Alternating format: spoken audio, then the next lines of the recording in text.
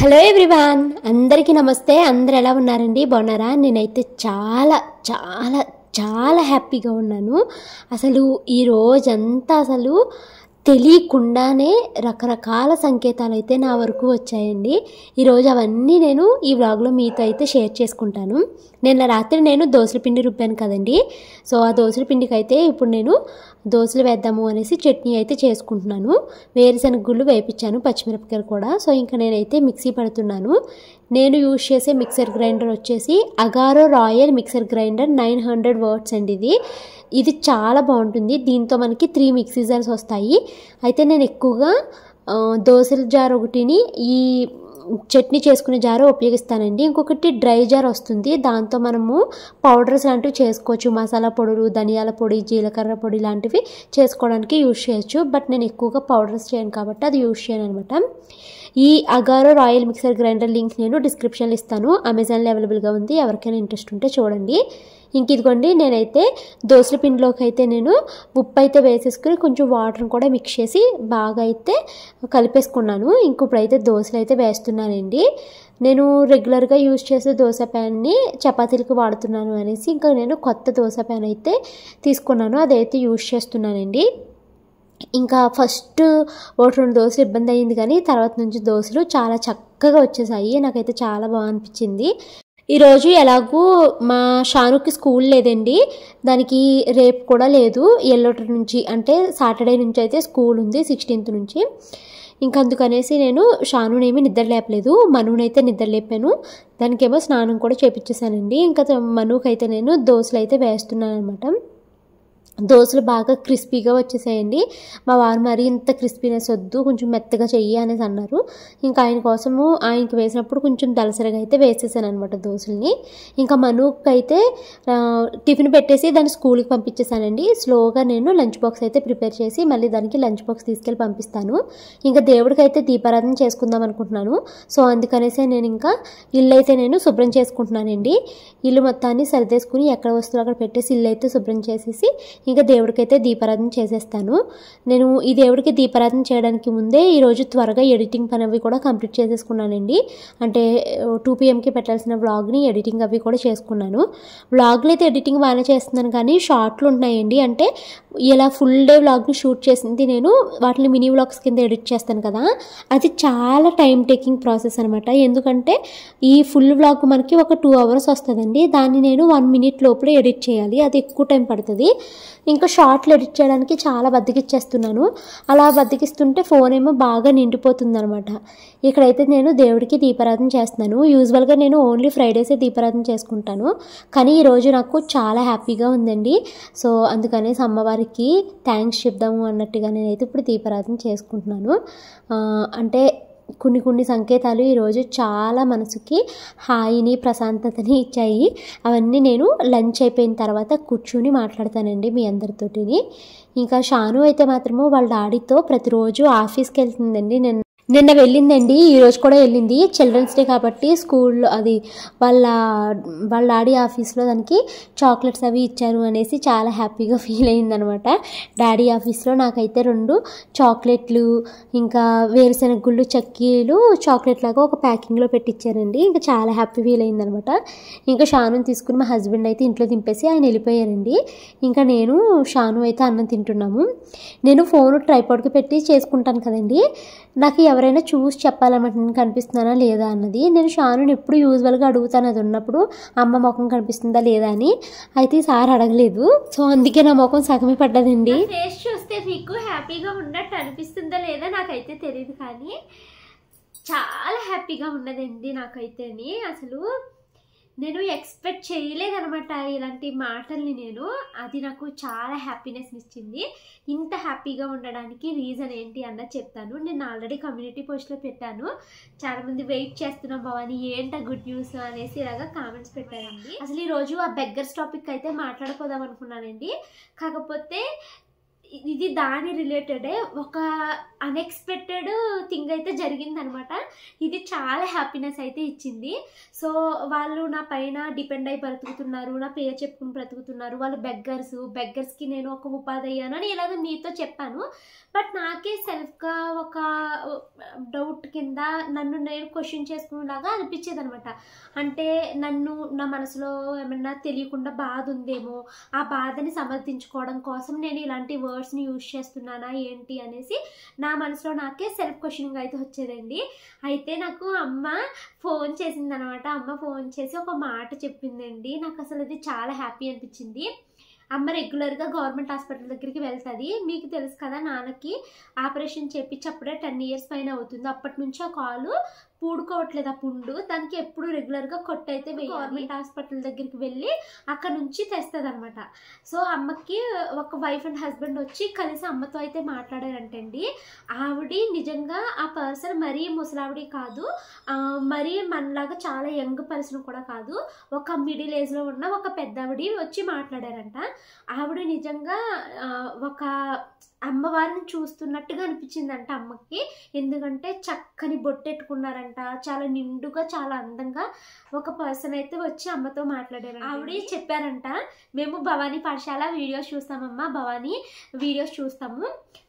ఆ అమ్మాయి స్టార్టింగ్ నుంచి అంటే 0 subscribers నుంచి ఎదుగుతూ వచ్చాను అని ఇలాగ చెప్తూ ఉంటుంది.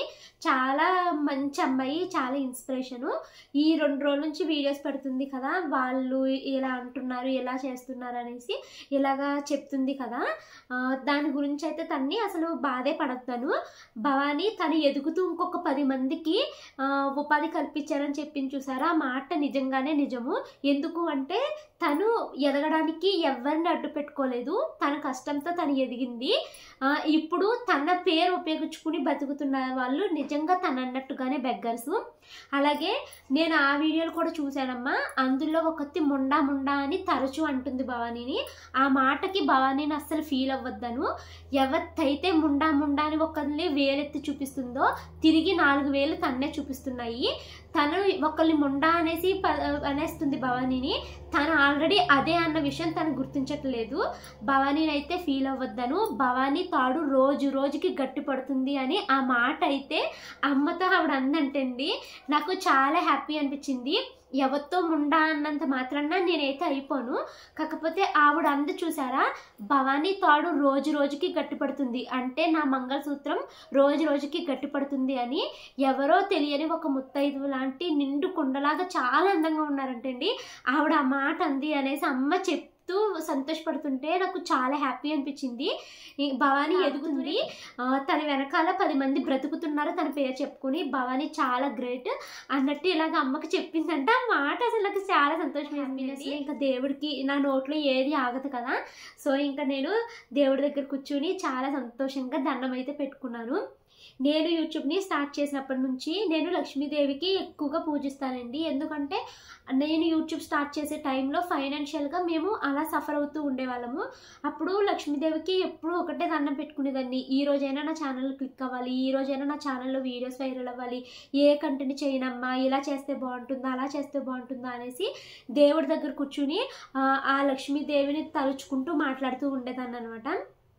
ఈరోజు ఆ తల్లే వచ్చి ఆ పెద్దావిడి రూపంలో ఈ మాట చెప్పిందేమో, నా తాళి మరీ గట్టి పడుతుంది, ఎవరిని పట్టించుకోవద్దు, నువ్వు ఎదుగు, 10 మందిని నీ చేత ఎదిగించు అన్నట్టు ఆవిడ చెప్పింది చూసారా. ఆ మాట నాకు చాలా హ్యాపీనెస్ అనిపించింది. ఒక విషయం ఏంటి అంటే ఇది కూడా మరి అమ్మవారే పంపించారో ఏమో నాకైతే తెలీదు. ఇప్పుడు హైదరాబాద్లో మనకి కోటి దీపోత్సవం అయితే జరుగుతుంది కదండి. ఎవరో మా హస్బెండ్ వాళ్ళ ఫ్యామిలీ, వాళ్ళ ఫ్రెండ్స్ ఫ్యామిలీ ఎవరో అంటే సార్ వాళ్ళు ఫ్యామిలీ ఎవరో కోటి దీపోత్సవానికి వెళ్ళడానికి 3 టికెట్లు అయితే తీసుకున్నారంట. వాళ్ళకి ఏదో సడన్గా పని వచ్చి, సతీష్ మేము కోటి దీపోత్సవానికి వెళ్ళట్లేదు, మీరు వెళ్ళండి మీ ఫ్యామిలీ అనేసి ఆ కోటి దీపోత్సవం టికెట్లు కూడా మాకే ఇచ్చారండి. ఇది కూడా ఆ అమ్మే నాకు పంపించిన సంకేతమేమో అని నేను అనుకుంటున్నాను. నాకు ఆ పెద్దావిడి మాట్లాడిన మాటలో అమ్మ చెప్తుంది అనమాట, ఆవిడ చాలా నిండు కుండలాగా ఎంత బాగుందే బాబు, దేవుని చూసినట్టుగా. అలాగే ముందుకు వెళ్ళు, 10 మందిని నీ వెనకాల ముందుకు లోపలికి లాక్కెళ్ళు, నిన్ను ఏదో అంటున్నారు అన్నట్టు పట్టించుకోవద్దు అన్నట్టు చెప్పారమ్మా. నాకు చాలా సంతోషం అనిపించింది. నా బంగారు తల్లి ఎక్కడి నుంచి ఎక్కడ వచ్చేవి అని అమ్మ అయితే మురిసిపోతుంది అనమాట. సో నైట్ అయితే మా వారు వచ్చి ఇదిగో మనకి కోటి దీపోత్సవానికి టికెట్లు వచ్చాయని చూపించారండి. అదొకటి హ్యాపీ అనిపించింది. అసలు మేము అనుకోలేదు కోటి దీపోత్సవానికి వెళ్ళాలని అనుకోలేదు. ఇప్పుడు మా హస్బెండ్ ఆఫీస్ నుంచి వస్తే త్వరగా ఈ రోజు వెళ్తాము, లేకపోతే రేపు పిల్లలకి స్కూల్ సెలవు కదా రేపైనా వెళ్తామండి. సో ఈ 2 హ్యాపీనెస్ని మీతో అయితే షేర్ చేసుకోవాలి అనుకున్నాను. అండ్ ఇంకా కొంతమంది కామెంట్స్ పెడుతున్నారు, అక్క ఇల్లు కొనేసుకున్నారా, ఇల్లు కొనుక్కుంటాను అని అన్నారు కదా అనేసి పెడుతున్నారండి. మనకి ఇంకా రాసి పెట్టలేదేమో ఆ ఇల్లు, రేట్లు చూస్తుంటే పెరిగిపోతున్నాయి, మా బడ్జెట్ చూస్తుంటే మేము దాన్ని క్రాస్ చేయలేకపోతున్నాము. సరే ఫస్ట్ కొంచెంగా సేవింగ్స్ చేసుకుని అప్పుడు కొందాం అనుకుంటున్నాము. అండ్ ఇంకొకటి ఇల్లు ఇప్పుడు చూడడం కూడా లేదండి, ఎందుకంటే వైజాగ్ ట్రాన్స్ఫర్ వచ్చేస్తుందేమో అనేసి అంటున్నారు మా వారు. అంటే వైజాగ్లో జోన్ కంప్లీట్ అయిపోతే జూనియర్స్ని పంపిస్తారంట. ఒకవేళ అలా ట్రాన్స్ఫర్ వచ్చేస్తే ఇప్పుడు ఇల్లు కొనుక్కుని మనం ఆ ఇంట్లో ఉండక మనం ఎక్కడో వైజాగ్లో ఉండి ఇలాగ నాకు బెంగగా అనిపిస్తుంది, ఆ ఇల్లు ఎలా ఉంది అని ఆలోచనల కింద ఉంటాయి కదా, అదొకటి ఆలోచిస్తున్నాము. అండ్ ఇంకొకటి ఏంటంటే యాక్చువల్లీ ఈ న్యూస్ నేను మీకు మొన్న ఫీవర్లో ఉన్నప్పుడు షేర్ చేసుకోవాలి అనుకున్నానండి. అప్పుడు ఏంటంటే ఫీవర్ వచ్చి నేను వ్లాగ్స్ అవి సరిగ్గా చేయలేదు కదండి. మా హస్బెండ్ వాళ్ళ ఆఫీస్లో వేరే కంట్రీకి మనము 2 years అలాగా వెళ్ళొచ్చు అనమాట వేకెన్సీస్ ఉన్నప్పుడు. అయితే రీసెంట్గా అప్లై చేసుకోండి అనేసి వచ్చిందండి. కెన్యా కంట్రీకి ఎవరైనా అప్లై చేసుకోవచ్చు, ఒక్క పర్సన్ని మేము సెలెక్ట్ చేస్తామన్నారు. అయితే మేము ఫస్ట్ కెన్యాకి అప్లై చేద్దాము, ఒక 3 years కెన్యాలో డ్యూటీ చేసేలాగాని. అక్కడ కెన్యాలో 3 years డ్యూటీ అయిపోయాక మళ్ళీ ఢిల్లీ వెళ్ళి 2 years అక్కడ చేయాలి. మొత్తం ఇది 5 years డ్యూటీ అనమాట. అయితే కెన్యాకి పెడదామని అన్నీ అనుకున్నారు, ఆల్మోస్ట్ పెట్టేద్దాం అనుకున్నారండి. కరెక్ట్గా అదే టైంకి ఫస్ట్ మను సిక్ అయిందనమాట. మను సిక్ అయిన తర్వాత శ్రాను తర్వాత నేను అయిపోయాక అప్పుడు మా వారితో అన్నాను, ఇలాంటి సిచ్యువేషన్లో మనకి తెలియని దేశం కాని దేశంలో ఉన్నామనుకో ఎవరు వచ్చి మనకి చేస్తారు, కనీసం డాక్టర్కి తెలుగులో మాట్లాడడానికి కూడా మనకి సరిగ్గా రాదు, వద్దు మనము ఈ హైదరాబాద్లోనే ఉండిపోదాము, కెన్యా వద్దు అన్నానండి. అసలు మీకు ఎవరికైనా కెన్యా కోసం ఐడియా ఉంటే కామెంట్ చేయండి, కెన్యా దేశం ఎలా ఉంటుంది, పర్వాలేదా మనము ఇండియన్స్ వెళ్ళొచ్చా అన్నది మాకైతే ఐడియా లేదు. నేను ఇంకా భయపడ్డాను అనమాట. మొన్న చాలా ఘోరంగా జ్వరాలు వచ్చేసినప్పుడు ఒక చేసి పెట్టే మనిషి కూడా మనకు అక్కడ ఎవరు ఉండరు, వద్దు ఇక్కడైతే బాగోపోతే సడన్గా అమ్మ రావచ్చు, లేకపోతే నేనే నరసాపురమేనే వెళ్ళిపోతాను, నాకు ఇప్పుడు వేరే దేశం వెళ్ళాలని అనిపించట్లేదు అంటే ఇంకా కెన్యా అయితే మా వారు అప్లై చేయలేదనమాట. ఇంకా అది డేట్ కూడా అయిపోయిందండి. ఇలా మా హస్బెండ్ వాళ్ళ ఆఫీస్లో అప్పుడప్పుడు వస్తాయి అనమాట. రీసెంట్గా మలేషియా కంపెనీకి వెళ్ళడానికి అప్లై చేసుకోమన్నారు. అప్పుడు కాంపిటీషన్ ఎక్కువ ఉండి మాకు రాలేదనమాట. స్విట్జర్లాండ్, అమెరికా, న్యూయార్క్ ఇలాగా కంపెనీస్ అయితే వస్తూ ఉంటాయి అనమాట. ఇలా దేశాలకి అప్లై చేసుకోవచ్చు అంట. ఇప్పుడు రీసెంట్గా మాకు ఈ ఇయర్ మనకి కెన్యా ఇచ్చారంటండి. ఇంకా వద్దు ప్లీజ్ వెళ్ళొద్దు అనేసి అంటే ఇంకా మా వారైతే అప్లై చేయలేదు. నేను అంటాను మా వారితోటి స్విట్జర్లాండ్, అమెరికా లాంటివి వస్తే పెట్టు, అక్కడికైతే వెళ్దాం మనము అనేసి అంటున్నాను. కెన్యా కోసం నేను ఎప్పుడు ఏమీ వినలేదండి, అందుకనేసి కెన్యా అయితే పెట్టనివ్వలేదు అనమాట ఇంకా నేను. సో ఇంకా ఇలా అయితే జరిగిందండి. ఇదే ఈ హ్యాపీనెస్నే మీతో షేర్ చేయాలనుకున్నాను. ఆవిడ భవానీ తోడు రోజు రోజుకి గట్టి పడుతుంది, భవానీ ఎప్పుడు నిండుగా సంతోషంగా ఉంటుందని చెప్పండి అమ్మా అనేసి అమ్మతో ఆవిడెవరో చెప్పారంట. ఆవిడెవరో మరి నాకైతే తెలీదు. ఈసారి ఎప్పుడైనా కనిపిస్తే ఖచ్చితంగా మాట్లాడాలి అని అనుకుంటున్నానండి.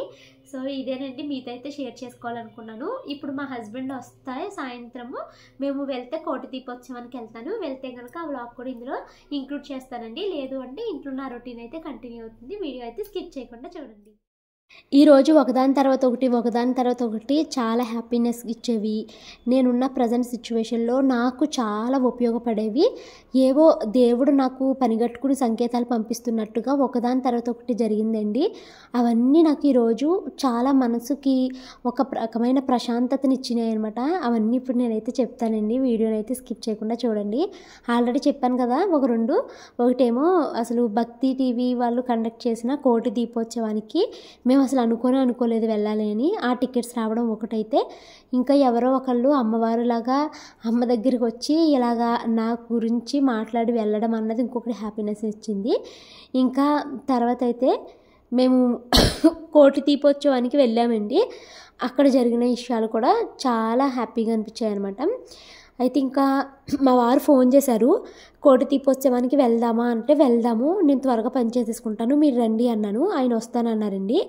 ఇంకా గిన్నెలు నేను మార్నింగ్ దోశలు తిన్న తర్వాత వెంటనే తోమేశానండి. కాకపోతే ఇప్పుడు పిల్లలవి లంచ్ బాక్సులు అలాంటివి చిన్న చిన్నవి ఉన్నాయన్నమాట నేను లంచ్ చేసిన తర్వాతవి.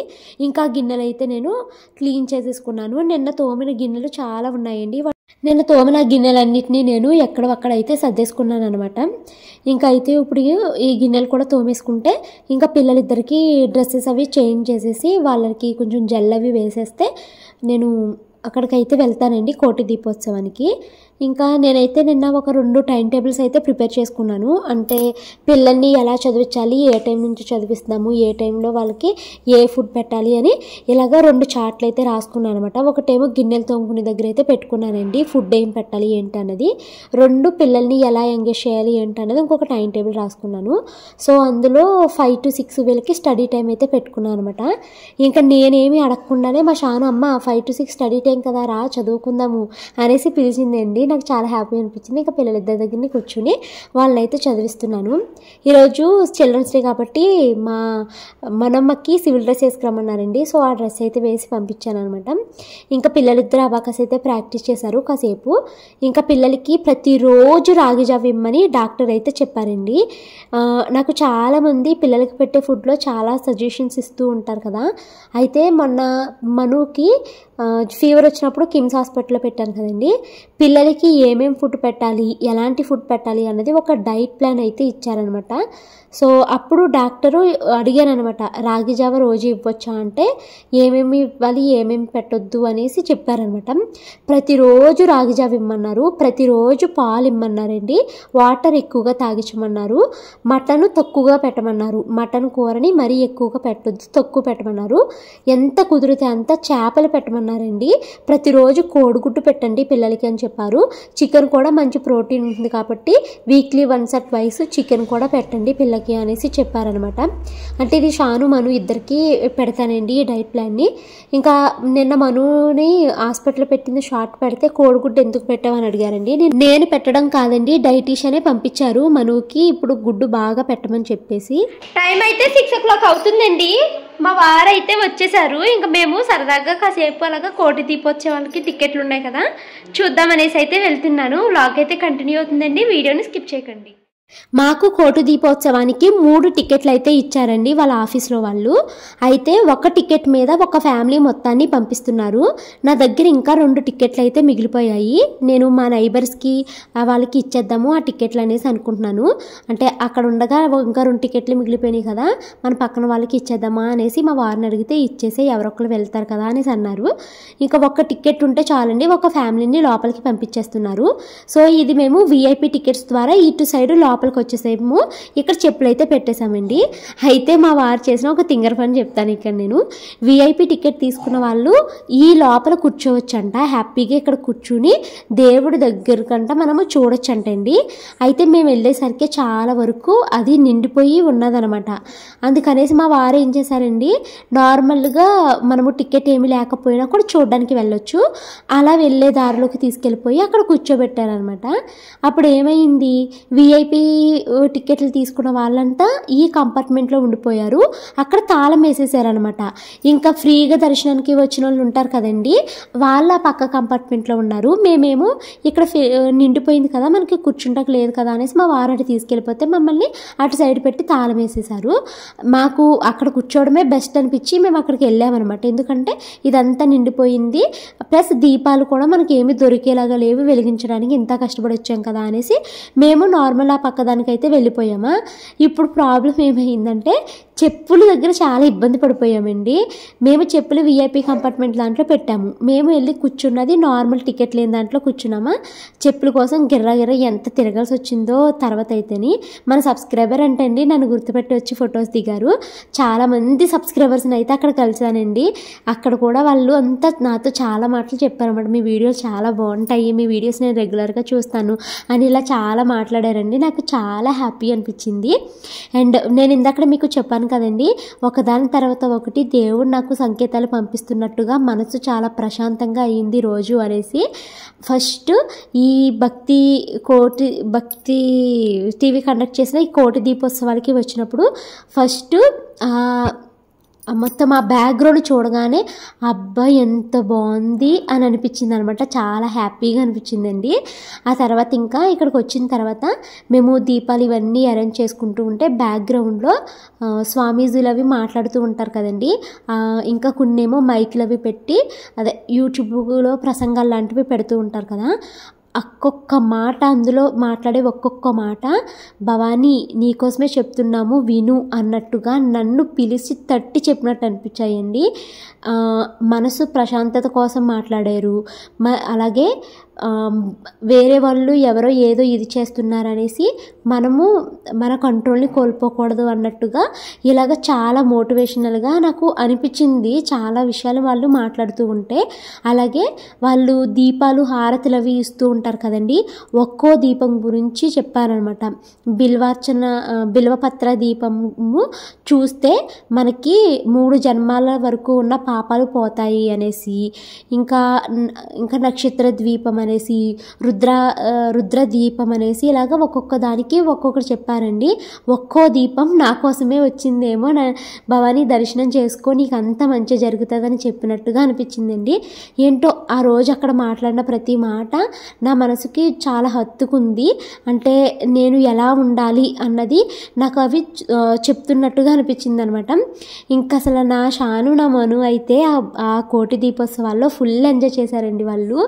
ఎలా అంటే ఇక్కడ నేను ఇవి దీపాలు ఇవన్నీ సర్దుతూ ఉన్నానా, వాళ్ళిద్దరు వెళ్ళిపోయి ఆ చివరి లాస్ట్ ఎక్కడ పువ్వులు ఉన్నాయండి బంతి పువ్వులు, ఆ బంతి పువ్వులన్నీ ఏరుకుని రావడము, వాళ్ళు డెకరేషన్ చేయడము, చాలా యాక్టివ్గా ఇందులో అయితే ఇన్వాల్వ్ అయ్యారనమాట.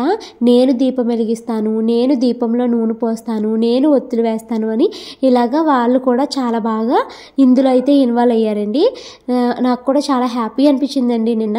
ఒకదాని తర్వాత ఒకటి ఏదో నాకు వచ్చి దేవుళ్ళు నాతోనే మాట్లాడుతున్నారా అన్న ఇదైతే వచ్చింది. ఎప్పుడు నాకు ఇలా రాలేదు.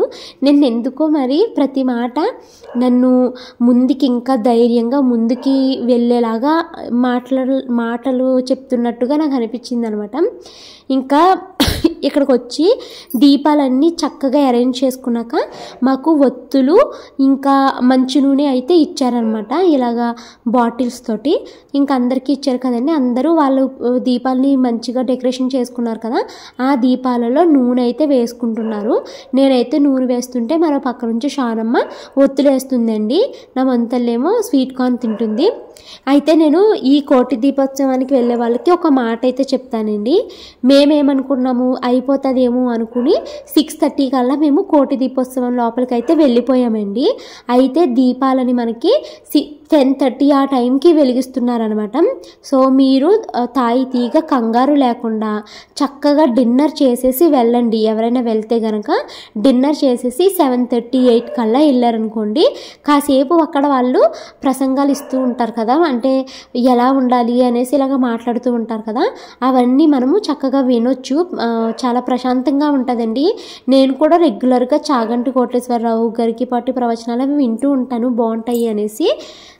అవి విన్న తర్వాత 10 o'clockకి మనకి ఫస్ట్ అక్కడ వాళ్ళు దీపం వెలిగిస్తున్నారండి, తర్వాత మన అందరినీ దీపాలు వెలిగించుకోమంటారన్నమాట. అయితే మేము చాలా ఎర్లీగా వెళ్ళిపోయాం కదండి, కొంచెం రాగిజావ తాగి వెళ్ళాం. కానీ అక్కడికి వెళ్ళిన తర్వాత మాకు ఎర్లీగా తినడం అలవాటు కదా, 7:30 ఆ టైంకి మాకు ఆకళ్ళు అయితే స్టార్ట్ అయిపోయినాయి. ఇంకా ఈ పిల్లల కోసము ఆ స్నాక్స్ కొన్నానా, దగ్గర స్నాక్స్కి 150 రూపీస్ అయ్యింది, కానీ కడుపు మాత్రం నిండలేదండి ఎవరికి. నేను పిల్లల కోసము స్వీట్ కార్న్లు కొన్నాను, తర్వాత మనమరాలు మిర్చి లాంటివి కొన్నానండి. అవి ఎంత తింటున్నా కూడా ఆకలి తీరట్లేదు. ఒక్కో ప్యాకెట్ 30 రూపీస్ అనమాట. మళ్ళీ అవి కొనుక్కోవడానికి రోడ్డు మీద వరకు రావాల్సి వస్తుందండి లోపటి నుంచి.